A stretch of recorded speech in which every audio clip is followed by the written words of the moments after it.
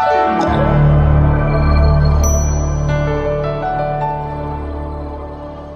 الآب والابن والروح القدس إله واحد أمين. أهلا بحضراتكم. النهاردة معانا حكاية جميلة جدا، وإزاي أبونا غبريال كامل تعرض للسرقة في عز النهار واتسرق منه الحاجات بتاعته، ولما راح الكنيسة كان في قمة الحزن لما كشف السرقة وعاتب على مرجرجس. لكن شوفوا مرجرجس عمل ايه عشان خاطر ابونا، وازاي البابا كرولوس قال للكاهن دوت: يا ابني انت بتطلب حاجة واحدة، مش اللي يطلب حد يرجع له حاجة، يطلب الحاجتين. فيعني معجزة عجيبة جدا، وفعلا ان السماء قريبة جدا مننا وبتسمع صلواتنا، واي حد بيطلب حاجة بايمان وبثقة ربنا بيديها له. وساعات صدقوني ما بنبوش اهلا ولا مستحقين ان احنا ناخد الحاجة، لكن من حنية قلب ربنا وبشفاعة القديسين ربنا بيتحنن على ولاده وبيفرح قلوب الجميع، زي ما هنشوفوا اللي حصل مع ابونا القمص غبريال في معجزة النهاردة. لكن حابة اقول لكم لو حابين ان انتوا بنعمة المسيح تتفرجوا على معجزات يوميا، فاحنا بنعمة ربنا بننزل على القناة كل يوم معجزة، وساعات بيبقى في فيديوهات اخبار للكنيسة. فلو حابين تتابعوا ده يوميا ما تنسوش ان انتوا تفعلوا زر الجرس بعد اشتراككم في القناة، وطبعا تشتركوا معايا في الخدمة ان انتوا تعملوا مشاركة للمعجزة دي، الكل ياخد بركة ويسمعها. وطبعا رأيكم ده بالنسبة لي حاجة مهمة جدا، اكتبوا اللي انتوا حابينه في التعليقات. اما دلوقتي تعالوا مع بعض ناخد بركة معجزة النهاردة. الحكاية حصلت مع القمص غبريال كامل، كاهن كنيسة الشهيد مريمينا العجايبي بفم الخليج بالقاهرة. هو كان له صلة قوية جدا بالبابا كرولوس، وكان بيحبه جدا، وكان دايما يروح الطاحونة ياخد بركة البابا كرولوس.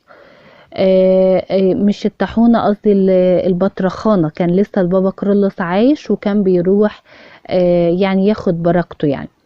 لكن في بداية كهنوته كان يعني بيخدم في دولة الكويت، وخدم فيها فترة طويلة، وبعد ما قضى خدمته هناك رجع تاني للقاهرة.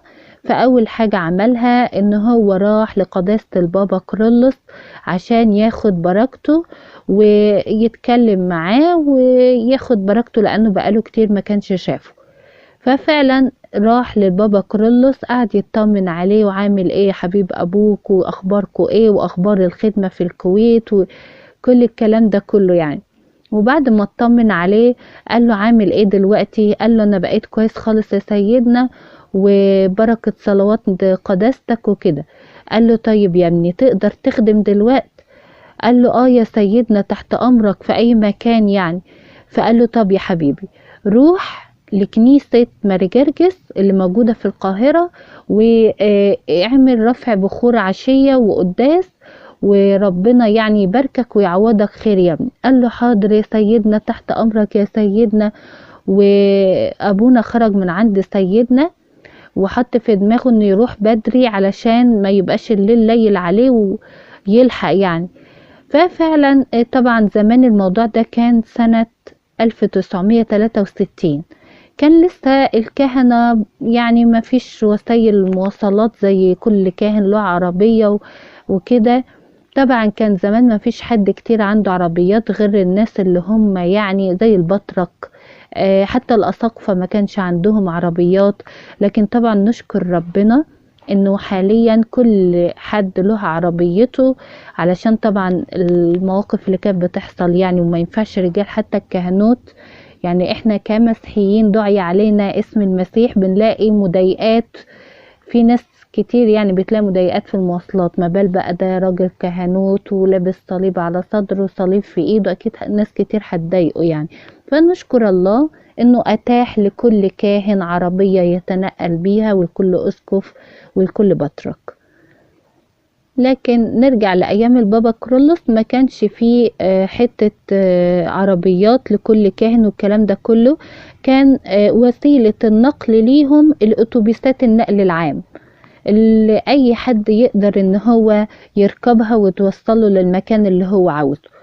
فابونا سأل على الاتوبيس النقل العام بيعدي امتى ومش عارفة ايه وكده، عرف مواعيده، قال خلاص انا اركب الاتوبيس النقل العام ده واوصل لمنطقة الكنيسة في النهار احسن من بالليل.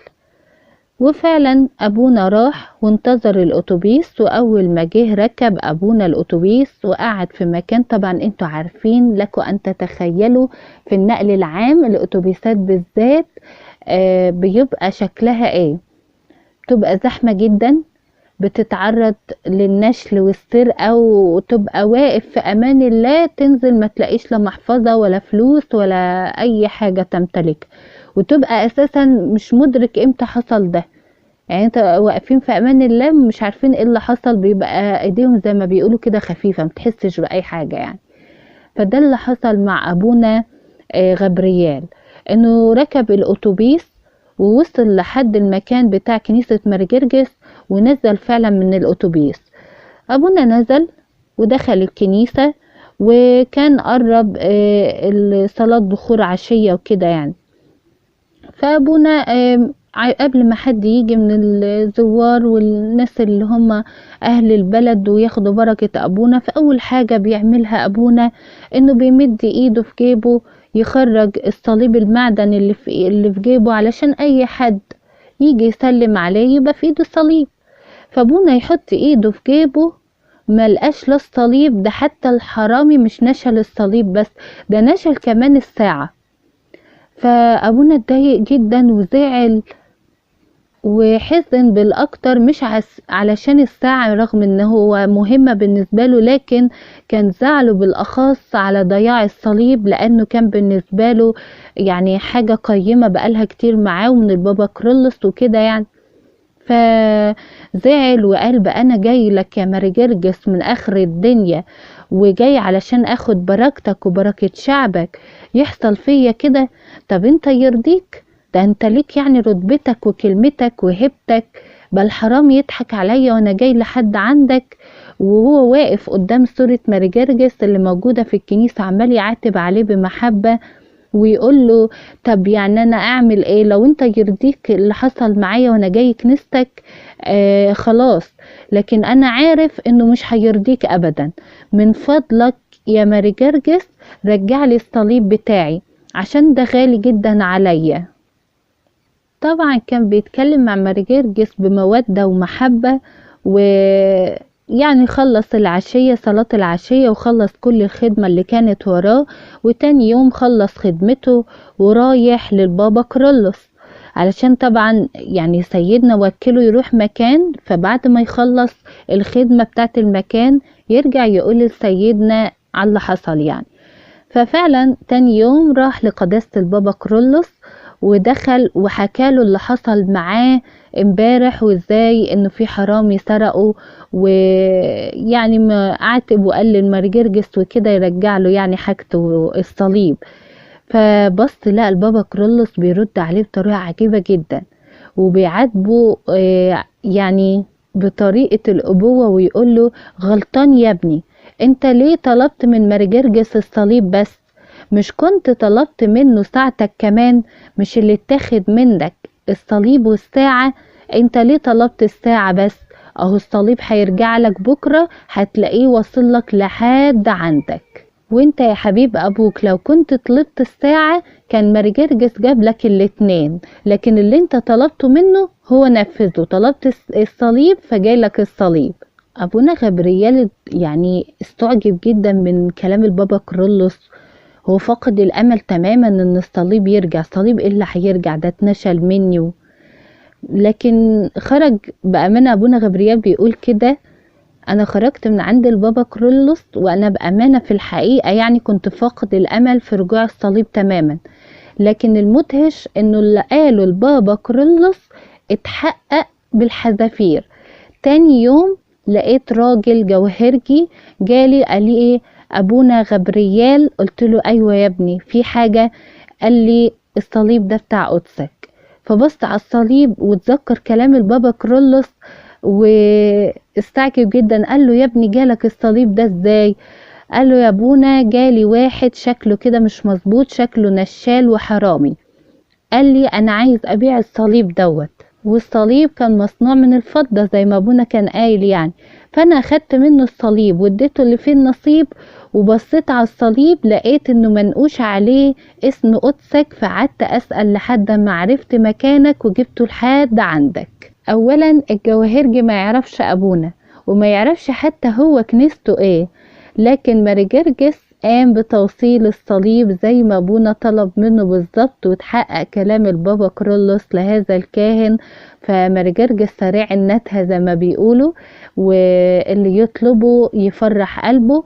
وطبعا صداقة القديسين كلها بركة، بيسندونا ويوصلوا طلبتنا لربنا يسوع المسيح. بطلب من حضراتكم تذكروني في صلواتكم، صلوات وشفاعة أمنا العذراء مريم والبابا كرولوس وماريمينا وماري جرجس يكون مع جميعنا ويفرح قلوبنا ويبارك حياتنا، ويستجيب ربنا طلباتنا وصلواتنا ببركة شفاعتهم.